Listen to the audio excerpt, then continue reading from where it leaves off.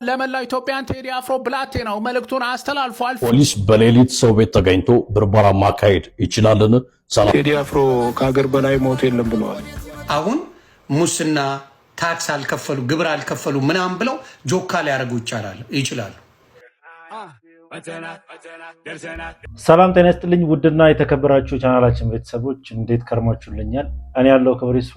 ዛሬም እንደተለመደው ሶሻል ሚዲያ ላይ መነጋገሪያ እና አዳዲስ የሆኑ ቪዲዮችን ለእናንተ ቤተሰቦቼ መርጬ ይዤላችሁ መጥቻለሁ። እንደተለመደው እነሱን አብረን እያየን ሀሳብ አስተያየታችንን እንሰጣለን።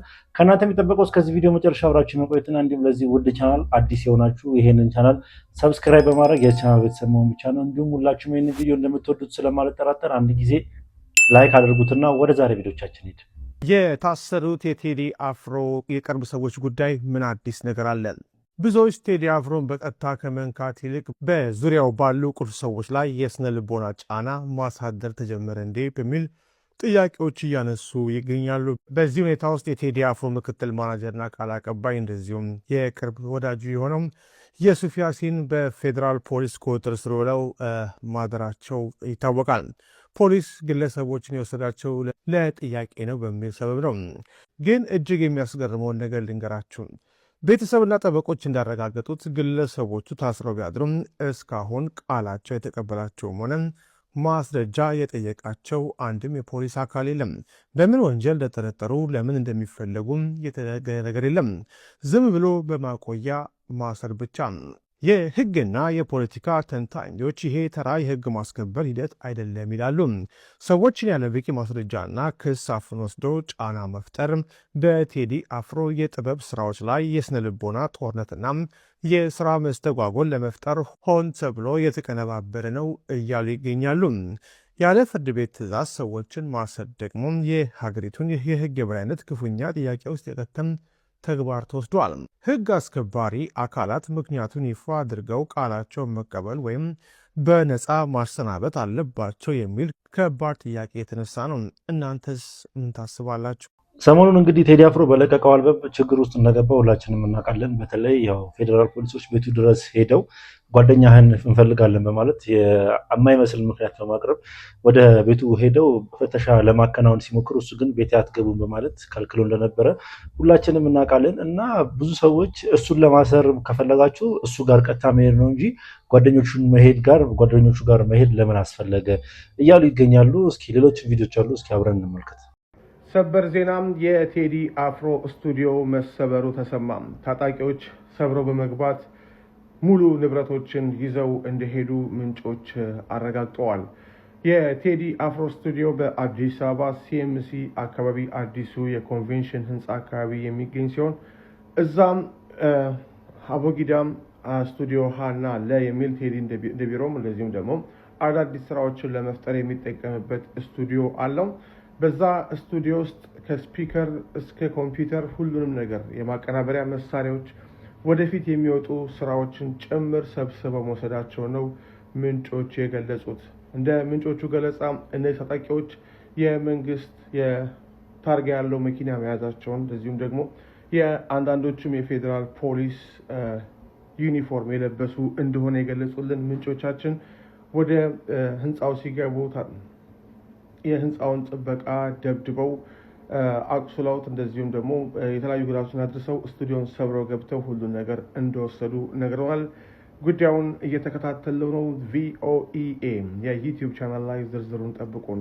በቴዲ አፍሮ ጉዳዮች ላይ ምንም አይነት ቪዲዮ ላለመስራት ወስኜ ነበር ወደ ሌሎች ጉዳይ ለማተኮር፣ ግን አሁን የሆነ ነገር እያለማመዱን ይመስለኛል። ትላንትናና ዛሬ በሰማችሁት ዜና መሰረት የቴዲ አፍሮ የቅርብ ሰዎች የሚባሉት ምክትል ማኔጀሩ ማህሌት ሰለሞንና በጣም የቅርብ ጓደኛ የሚባለው የሱፍ ያሲንን አስረዋቸዋል።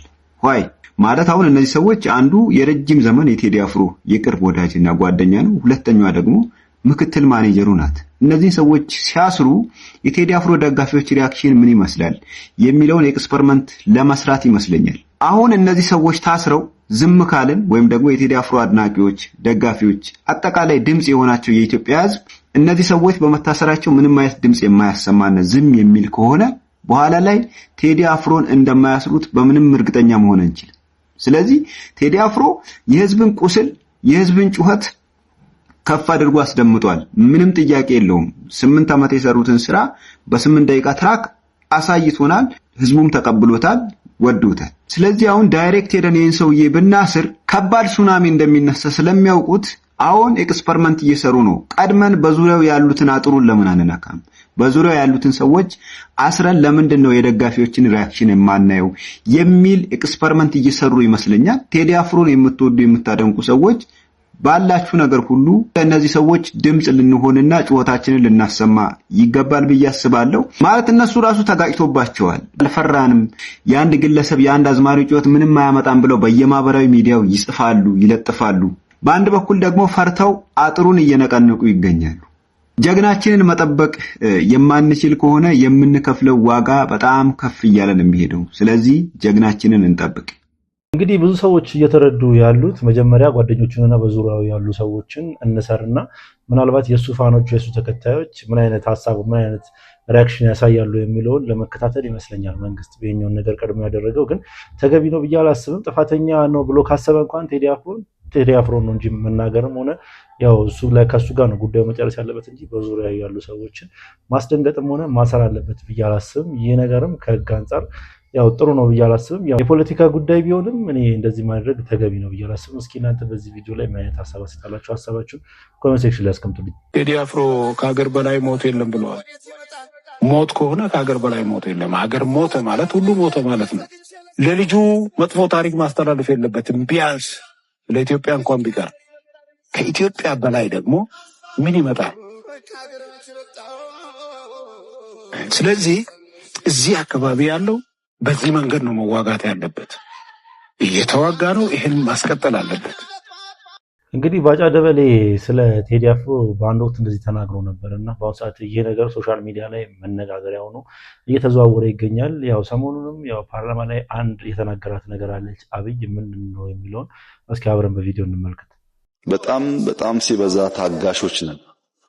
ለዛ ነው እኮ ይሄ ሁሉ ጭፈራ ምናምን ስድብ እርግማን የሚሰማው ስለምንታገስ ነው እንጂ እንደ ድሮዎቹ እኮ አርጩሜ ብንመዝ ኖሮ ሰው አዲስ አበባ ተቀምጦ እንደዚህ መቼም አይሆንም። ግን ይቅር እንለፍ እንተው ስለምንል ነው። እኔም መሳደብ መብት መስሏል። እኔም መሳደብ መብት አይደለም። እኔ ስሰደብ ፍርድ ቤት ሄጄ ሰዳይም ብዬ ማሳሰር እችላለሁ። ይሄን ሐሳብ ነው መቃወም የሚቻለው እንጂ እኔን እንደ ሰው እየሰደበኝ መንግስት የሚቃወም ይመስለው ሰው አለ። ይሄ ስህተት ነው። እኔ ያለ መሰደብ መብት አለኛ። እሱ የመሳደብ መብት የለው፣ እኔ ግን ያለ መሰደብ መብት አለ። ፖለቲካሊ ሐሳቤን በሚመለከት ችግር የለም። ስብዕናዬን በሚመለከት ግን ተገቢ አይደል። ከዛ ይጀምራል ሚዲያ ላይ ያለው ችግር። አያችሁ ታፍኖ የቆየ ስለሆነ ከፈት ሲደረግ ክትፋታው በጣም ብዙ ነው። እነኚህን ንግግሮች ያው ከቴዲ አፍሮ ጋር እያገናኙት ይገኛሉ። ያው አብይ ለቴዲ አፍሮ ነው የተናገረው እያሉ ይገኛሉ እና ብዙ ሰዎች ከዚህ ጋር በጣም ብዙ ሀሳብ አስተያየታቸውን እየሰጡ ይገኛሉ። እስኪ እናንተም በዚህ ቪዲዮ ላይ ምን አይነት ሀሳብ አስተያየታላችሁ? ሀሳባችሁን ኮሜንት ሴክሽን ላይ አስቀምጡልኝ። ለኔ ጀግንነት ማለት ለጋምቤላ ልጃገረዶች ናት ባሮ ብሎ መዝፈን ሳይሆን ለኔ ጀግንነት ማለት ለጋምቤላ ልጃገረዶች ትምህርት ቤት መገንባት ነው። ለኔ ጀግንነት ማለት ሀሳብን በሀሳብ ጠረጴዛ ላይ መወያየት። ኦኬ፣ አንድ አርቲስት ለአንድ ማህበረሰብ የሆነ ተቋም ሆስፒታል ሊሆን ይችላል ትምህርት ቤት የመገንባት ግዴታ የለበትም። አርቲስቱ ሙያ ያለው ያንን ሙያ ተጠቅሞ በሙያው ለዛ ነገር አስተዋጽኦ የማበርከት ሞራላዊ ግዴታ አለበት። ለምሳሌ አንድ ዘፋኝ ስለ ትምህርት ጠቃሚነት ማህበረሰቡ ላይ ንቃተ ህሊናውን ለማሳደግና ዕውቀቱን ለመጨመር የትምህርትን ጠቃሚነት በዘፈን ለማህበረሰቡ የማስረዳት ሞራላዊ ግዴታ አለበት። ትምህርት ቤት የመገንባት ግን ግዴታ የለበትም።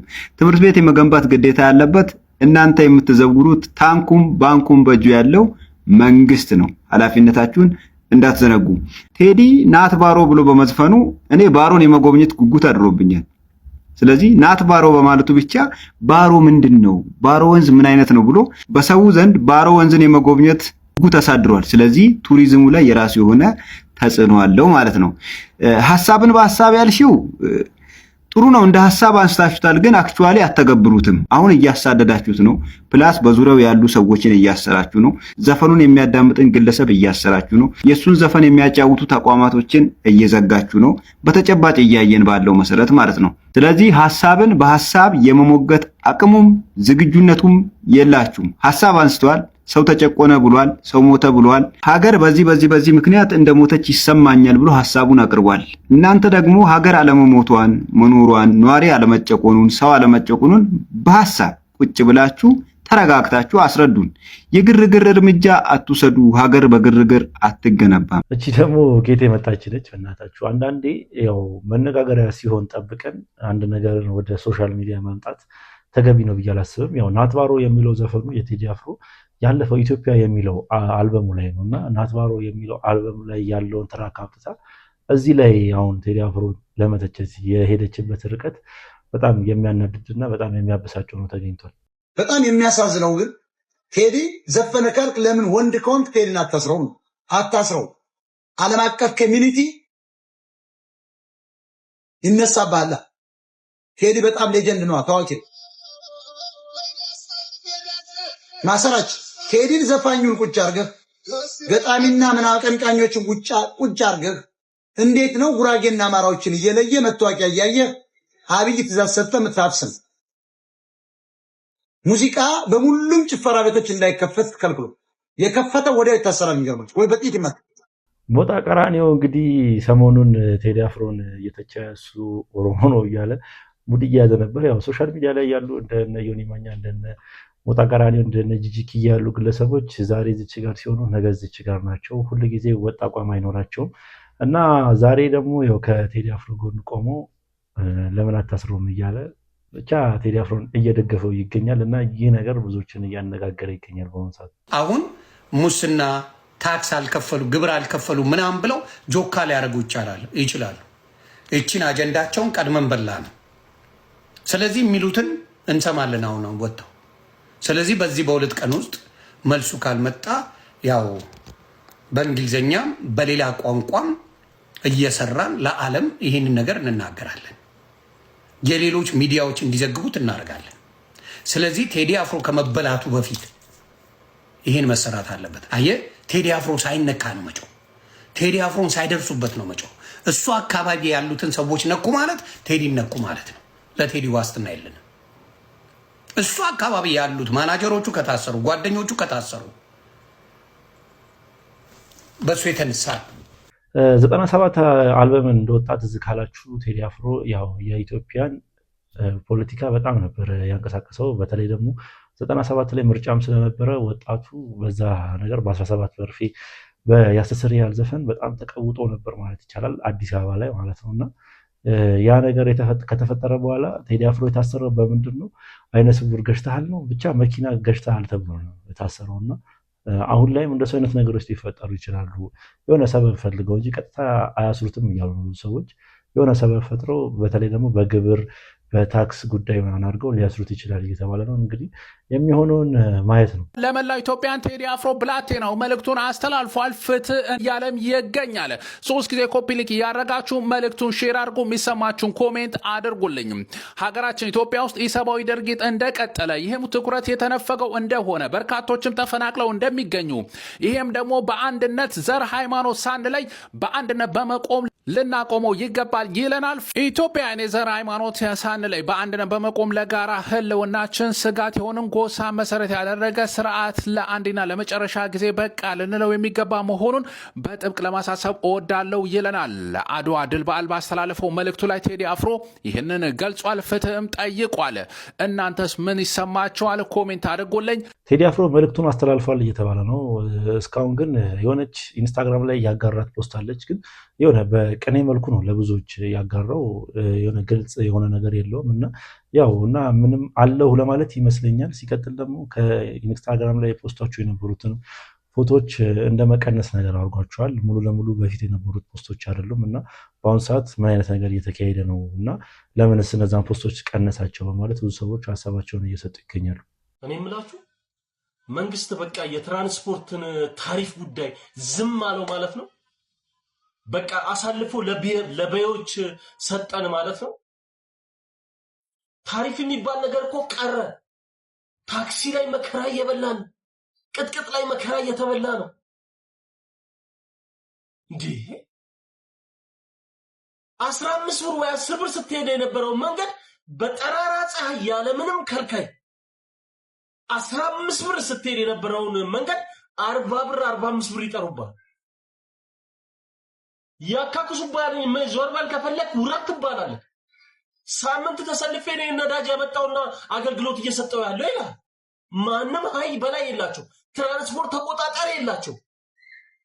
እስቲ ኮፒ ሊንክ ሼር እያደረጋችሁ ይሄንን እንኳን እባካችሁ በዚህ አልተለከለ ኮፒ ሊንክ ሼር እያደረጋችሁ የሚመለከተው አካል ጋር ይድረስ።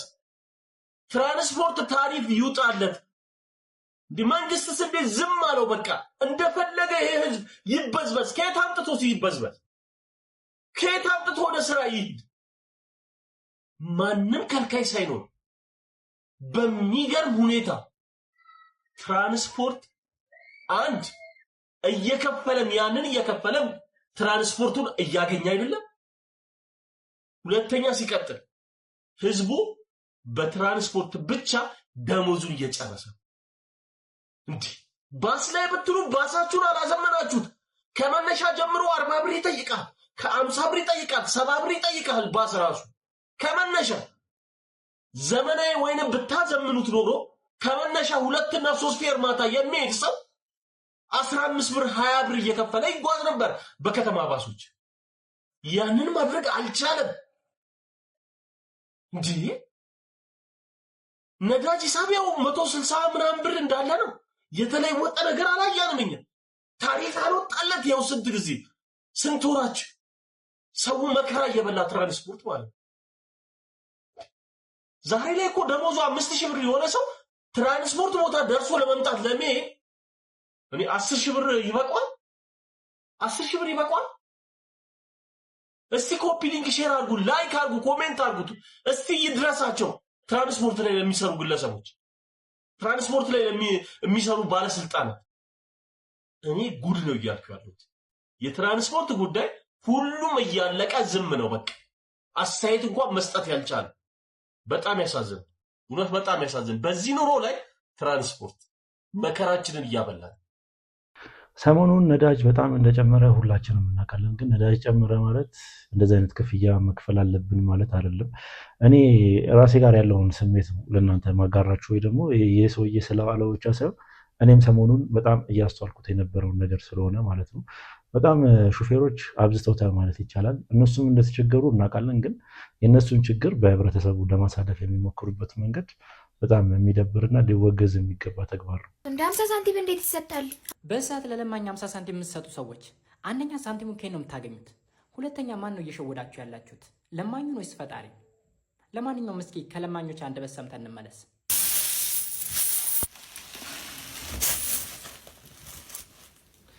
ሰላም ሰላም ጋይስ እንዴት ናችሁ? ዛሬ ከዮሐንስ መመለሴ ነው። በጣም ደክሞኛል።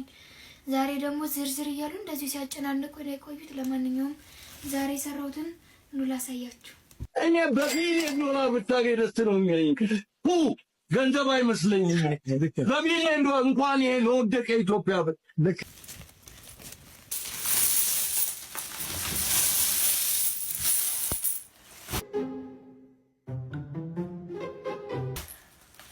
ይችን ብቻ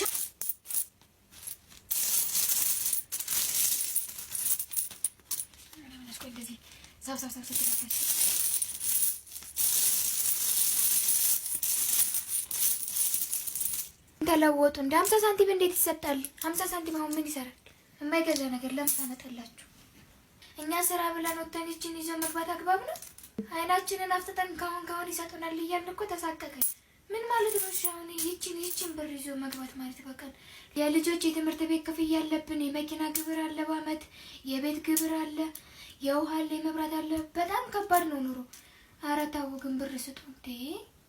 ብሩ ነው መኒስ ፓወር። እቺ ታዳጊ ቲክቶክ ላይ ወተን እንለምን በማለት እንደ ብሎግ ነገር ነው የምትሰራው እና የምትሰራው ብር በጣም ነው የሚገርማችሁ ማለት ነው። እንደተመለከታችሁት ነው እና ሰው እኔ ምን አግኝቼ ነው ለዚህ ሰው መሰጠው እያለ ይገኛል። በአሁኑ ሰዓት የዚህ ቪዲዮ ኮሜንት ሴክሽን ብታነባችሁ አንዳንድም የሚያስቅም አለ፣ አንዳንድም የሚያናድድ ኮሜንት አለ። ለምን ሰዎች እኛ ስንረዳ ተቸግረዋል ብለን የምናስበው እነሱ ግን እንደዚህ አይነት ላይፍ ላይ ናቸው እያሉ ብዙ ሰዎች ሀሳባቸውን እየሰጡ ይገኛሉ። እናንተ እስኪ ስለዚህ ቪዲዮ ምን ትላላችሁ? መተናል ደርሰናል ሰላምታ ሰተንም ገብተናል ውለናል ብለናል በጤና በደስታ ከርመናል መተናል ደርሰናል ሰላምታ ሰተንም ገብተናል ውለናል ብለናል በጤና በደስታ ከርመናል ሰላም ጤና ይስጥልኝ ያገር ልጅ በደስታ ያኑርልኝ። ሳምሶን ታደሰ ቤቢ እንግዲህ በአሁኑ ሰዓት ሶሻል ሚዲያ ላይ የለቀቀው ቪዲዮ ብዙዎችን ያነጋገረና ያናደደ ተግባር ሆኗል። ምክንያቱም እንዴት የልጆች አባት ሆነ ቢያንስ ከተፋታ እንኳን 1 ዓመት ሳይሆን እንደዚህ አይነት ነገር ውስጥ ትገባለህ እያሉ ብዙ ሰዎች ሀሳባቸውን እየሰጡ ይገኛሉ። እስኪ እናንተም በዚህ ቪዲዮ ላይ ሀሳባችሁን ስጡበት። ያው ሰው ላይ መፍረድ ከባድ ነው። እስኪ እናንተ ምን አይነት ሀሳብ አስተታላችሁ እዚህ ቪዲዮ ላይ? እስኪ ሀሳባችሁን ኮሜንት ሴክሽን ላይ አስቀምጡ። ኦ ማይ ጋድ የድሃ ምግብ ዛሬ ልበላ ነው። ድሃ ግን ሲያሳዝን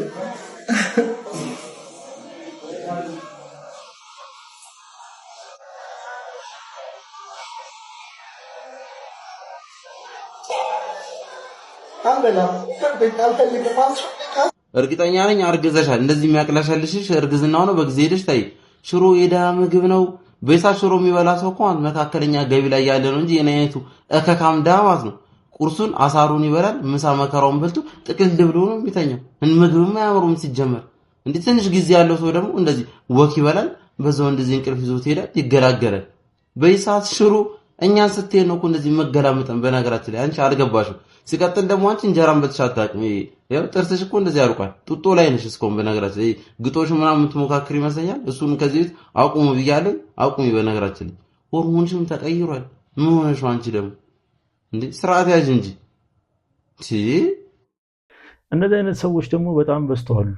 የሆነ ቪው ለማግኘት ብለው ሰው እንዲሰድባቸው ባይዘው ኮሜንት ሴክሽን ላይ ሰው ኮሜንት ሲያረቅ ምናምን ቪዲዮቹ ላይ ሲቆይ ምናምን ቪዲዮ ቫይራል የመውጣት እድሉ በጣም ሰፊ ነውና እንዲሰደቡ ብለው አንዳንድ ሙድን ያራምዳሉ። ግን ያ ነገር ተገቢ ነው ብዬ አላስብም። ልጁ እያለ ያለው እንግዲህ የድሃ ምግብ እሱ ራሱ ድሃ እንደሆነ ያስታውቃል ከንግግሩም ከሁኔታውም እና አንዳንዴ ደግሞ የሚያሳያቸው የሆነ ቃላቶች የሚጠቀማቸው ቃላቶች ሁኔታው ምናምን ከወንድነት ወጣ ያለ ወደ ሴትነት የተጠጋ ባህሪ ነው የሚያሳየው እና ይሄ ነገሩ በአሁኑ ሰዓት ሶሻል ሚዲያ ላይ በተለይ ያው ኢንስታግራም እና ቲክቶክ መንደር ላይ እያስወቀሰው ይገኛል። ፖሊስ በሌሊት ሰው ቤት ተገኝቶ ብርበራ ማካሄድ ይችላልን? ሰላም ደጉላው ነኝ። ሁላችሁም ይህንን ቪዲዮ ሼር፣ ኮፒ ሊንክ፣ ሪፖስት ዱት እያደረጋችሁ ዜጎች መብታቸውን እንዲያውቁ እንድታደርጉልኝ በማክበር ጠይቃለሁ። እንግዲህ በሀገራችን በአብዛኛው የሙያ ስነ ምግባራቸውን ጠብቆ የሚሰሩ የፖሊስ አባላት እንዳሉ ሁሉ አልፎ አልፎ ችግር ያለባቸው የራሳቸውን የግል ፍላጎት በፖሊስ በለበሱት የደንብ ልብስ የሚያስከብሩ የፖሊስ አባላትም እንዳሉ የሚካድ አይደለም። ታዲያ ከዚህ ጋር በተያያዘ አልፎ አልፎ ዜጎችን በብርበራ ሰበብ የሚያንገላቱ ሌሊት ላይ እየመጡ ብርበራ እናካሂዳለን እያሉ የሚያስቸግሩ ፖሊሶችም እንዳሉ የሚታወቅ ነገር ነው። ታዲያ ከዚህ ጋር በተያያዘ አንድ ብርበራ ለማካሄድ የተመደበ ሰው ማሟላት ካለባቸው ጉዳዮች የመጀመሪያውና ዋነኛው በመሪ ደረጃ የግዴታ የፍርድ ቤት የብርበራ ትዕዛዝ መያዝ አለበት። ይሄንንም ለተበርባሪው ቤት ባለቤት ወይም ደግሞ ግለሰብ ማሳየት ማንበብ ግዴታ አለበት። ከዚህም ባሻገር ብርበራ ለማካሄድ በህግ የተፈቀደው ሰዓት ከጠዋቱ 12 ሰዓት እስከ ምሽቱ 12 ሰዓት ነው። ይህም በእርግጥ ልዩ ሁኔታዎች አሉ።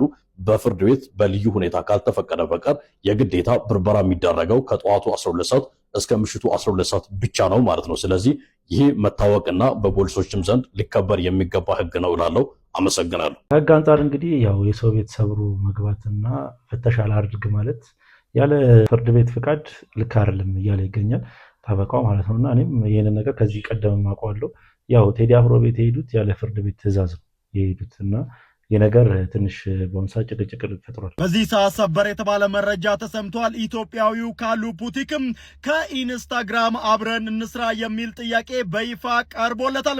ከሰሞኑ እጅግ አነጋጋሪና ሴንሴሽን የሆነው ቃሉ ፑቲክም እንደምትመለከቱት ከኢንስታግራም ይፋዊ ጥያቄ የቀረበለት ሲሆንም በዚህም ታዲያ ዲኤምን ቼክ አድርግም አብረን እንሰራለን የሚል ጥያቄ ቀርቦለታል። ቃሉ ፑቲክ ጋር ሄዶ ኮመንት ያደረገው ይህ ይፋዊ የኢንስታግራም አካውንትም እንደምትመለከቱት 700 ሚሊዮን ተከታይ ያለው ሲሆንም ይሄም ታዲያ ለዚህ ኢትዮጵያዊ ታዳጊም ትልቅ የተባለ እድል ነው። እንኳን ደስ ያለ በሉት። ይህ ታዳጊ ዓለምን እያነጋገረ ይገኛል። በአሁኑ ሰዓት ላይ ኢንስታግራም ላይ የሚፖስታቸው ፖስቶች በጣም ብዙ ዓለምን የሚያነጋግሩ ነገሮች እየተፈጠሩ ይገኛሉ።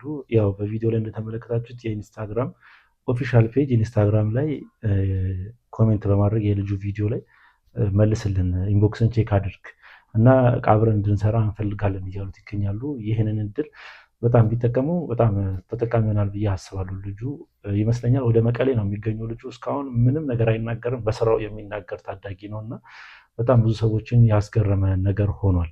የኮሶ መድኃኒት ባህሪው እየመረረ ትውጣለህ፣ ግን ያሽራል።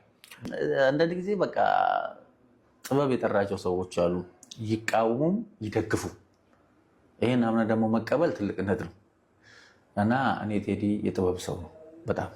እኔም ብቻ ሳልሆን እኔ ብዙ ዋጋ የከፈልኩበት ብዙ ነገር የለውዝ አድርጌ በአጫሉ ሲሞት በጣም ተጎድቻለሁ። ከሱ በላይ ደግሞ እሱን እንወዳለን ያሉ ሰዎች ሲጎዱኝ ብዙ ዋጋ ከፍያለሁ። ስለዚህ አጫሉም ቴዲን በጥበቡ ያደነቀ ሰው ነው። ስለዚህ ቢያንስ የጥበብ ሰው የጥበብን ሰው ያውቃል፣ ጥበብንም ያውቃል ቢያንስ እንትን ይላል እና እኛ ምን አይነት በሽታ አለብን መሰለው? እውቅና የመሰጣጠት በሽታም ችግር አለብን። አይታል ዳዊት ሄዶ ጎልያድን ጥሎ ሲመጣ ሲልከው ያውቀው ነበር እኮ የማ ልጅ ነው ተብሎ የእሴይ ልጅ ነው እና ታዲያ ይሄ ልጅ ነው አሁን ያን ሰውዬ የሚጥለው? አይ ቆይ እንዲፈራ ካባ ልደርብልህ ብሎ መጀመሪያ እኮ ዳዊትን በደንብ አውቆታል። ሳውል ሄዶ ጥሎ አሸንፎ ሲመጣ ግን እንደ አዲስ ሳውል ምን እንዳለ ታውቃለህ?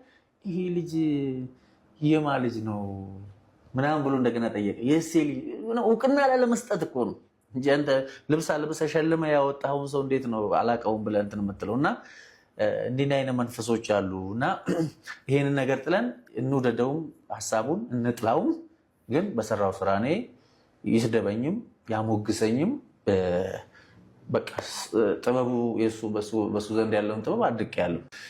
ዳስ ጣል የሚለው እንግዲህ ዳስ ለሰርግም ለሀዘንም ይጣላል። እሱ ግን ለኤከሌን ያልኩት እስካላለ ድረስ አቤት ብሎ ለእኔ ነው ያለው ብሎ ማለትም ያሳፍራል። አቤት ብሎ ለእኔ ነው ያለው ብሎ ማለት አንደኛ ይሄ ሳትጠራ አቤት እንደመባል እንደማለት ነው። ባልተጠራበት ባልተፈለክበት ቦታ እንደመገኘት ነው። አንድ ለኤከሌ ነው ያለው ብሎ መተርጎምም በራሱ ሐሜት ነው። ለአንተስ ቢሆን በምን ታውቃለህ? አሁን ወደ ዳስጣል የሚለውን ወደ 2 ወደ 3 ወደ 4 ትርጉም ልተረጎመው እችላለሁ። ምናልባት እንደ ሀገር ሰው አንዳንድ ሰው እንደሚያስበው እንደ ሀገር ለከሌ ነው ብሎ እንደሚያስበው ምናምን ልተረጉም ትችላለህ። ግን ደግሞ እኔ ሀገር ካልመራው ሀገር ፈርሳ ትገኛለች ያለ ቡድንም እስካሁን ሀገር አልመራም፣ ቦታው ላይም አልመጣም። አንተም እዛው ዳስጣል እያለው ከሆነስ አብይን እጁን ጠምዝዘን እንደዚህ ስልጣን እንቀበለዋለን ያለ አካል አለ። አንተም እዛው ዳስጣል። አይ ቅድም ህልምና እንትን ጥበብ ሙዚቃ እንደፈችው ነው ያልኩ። ለዚህ ነው ጆሮውን ጠምዝዘን የሚኒሊክ ልጅ ምናምን አብይ እዚህ ገብቶ ብሎ ከኦሮሞ ነጀዋሩላ ተነስቶ ብር ምናምን ብሎ በቃ ዳስጣል። አንተም አትገባም፣ 4 ኪሎ አትመጣም። አየህ አፈታት አሰማም ነገሮች የምትረዳ ከኔ በላይ ደግሞ እሱ የሚያቀርብ እዚህ ላይ አንተ የተረዳውን ነው። ቴዲ አፍሮ ጋብዘነዋል። ዲል የፈለገውን ነገር በሁሉም በኩል ይለናል ብለን ተስፋ አደርጋለሁ። ግን እንደ አንድ ኦዲየንስ ተመልካች አሁን በየአካባቢያችሁ ያዘናችሁ ዳስ ጣሉ ብለናል። የፖለቲካ ሀሳቢያቸው አይደል ያለው ዳሳችሁን ጣሉ ሊሆን ይችላል። በቃ መልካም። ወደ ሁለተኛው ሀሳብ እንምጣ። ወደ ግጥሙ ስትገባ ያው ብዙ ግጥሙ የራሱ አገላለጽ አለው። ሀገር ስትሞት የሚል ነገር አለው። እሱን ግጥም እንዴት ተረዳው? እንዴት አየህ? ሀገር የሞተበት የት ያለቅሳል ሄዶ አይነት ነገር ነው። ብዙ ጊዜ በነገራችን ላይ አሁን ጊዜ ሞታለች ሀገር ብለው የተረጎሙም አሉ። አላለብሱ ሀገር የሞተበት ነው። እንደ ሀገር ብትሞትብን የት ባለፈው ተናግሬያለሁ። መጋቢ አዲስ እሸቱ አንድ ጊዜ የሆነ ብቻ ሚዲያ ላይ ሲናገሩ ሰምቻለሁ። በጣም በጣም በጣም በጣም በጣም ማደንቃቸው ሰው ናቸው። ምን ይላሉ መሰለህ? ለማበድም ሀገር ያስፈልጋል ይላሉ። ለማበድ ማለት ነው። ስለዚህ እኔ ይመስለኛል እንደኔ ያለን አንድ ሀገር ነው። ገባ አይደለ? አሁን ግን እኛ እንዴት እንደምናስብ ታውቃለህ? ሁሉም ተቧጭቆ የት ገብቷል? መንደር ውስጥ ገብቷል። አማራና ኦሮሞ፣ ትግሬ ምናምን ኦሮሞ ተቧድኖ በየመንደር እኮ ገብቷል እኮ። ሸዋ፣ ሰሜን ሸዋ፣ ምዕራብ ሸዋ፣ ሐረርጌ፣ አርሲ፣ ባሌ ብሎ እኮ እንዲህ እኮ ነው ክርክሩ። አሁን ምን ሆነናል? አንሰን 90 ሀገር ልንሆን ጫፍ ላይ ነው ያቀረነው። ለምን? ትልቁን ቅድም ያልኩን ኢትዮጵያን ካለመረዳታችን። ኢትዮጵያ እኮ ታውቃለህ፣ ብዙ ጊዜ ሰው የማይረዳው የሆነን አካል ብቻ ማለት አለ። ኢትዮጵያ ማለት ኦሮሞ ብቻ ማለት አለ። ኢትዮጵያ ማለት አማራ ብቻ ማለት አለ። ኢትዮጵያ ማለት ትግሬ ብቻ ማለት አለ። ኢትዮጵያ ማለት 80 ስንት ብሔር ብሔረሰብ ያለባት ሀገር ናት። 80 ስንት ብሔር ብሔረሰብ ማለት ነው ኢትዮጵያ ማለት 80 ስንት ቋንቋ፣ 80 ስንት ባህል፣ 80 ስንት ምናምን። አየህ፣ ይሄን ሁሉ ነገር አንድ ላይ አቻችለ አመጣጥነ አመዛዝነ መኖር ማለት ነው።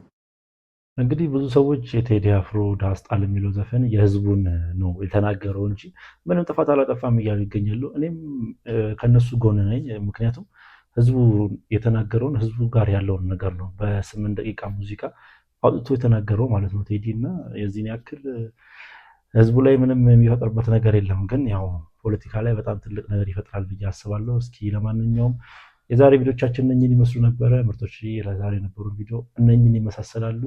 ለማንኛውም ከተመቻችሁ ላይክ፣ ሼር፣ ሰብስክራይብ ማድረግ እንዳይረሳ። ሀሳብ ሴት ካላችሁ ኮሜንት ሴክሽን ላይ አስቀምጡልኝ። በቀጣይ ቪዲዮ እስክንገናኝ ድረስ ሰላም ቆዩ።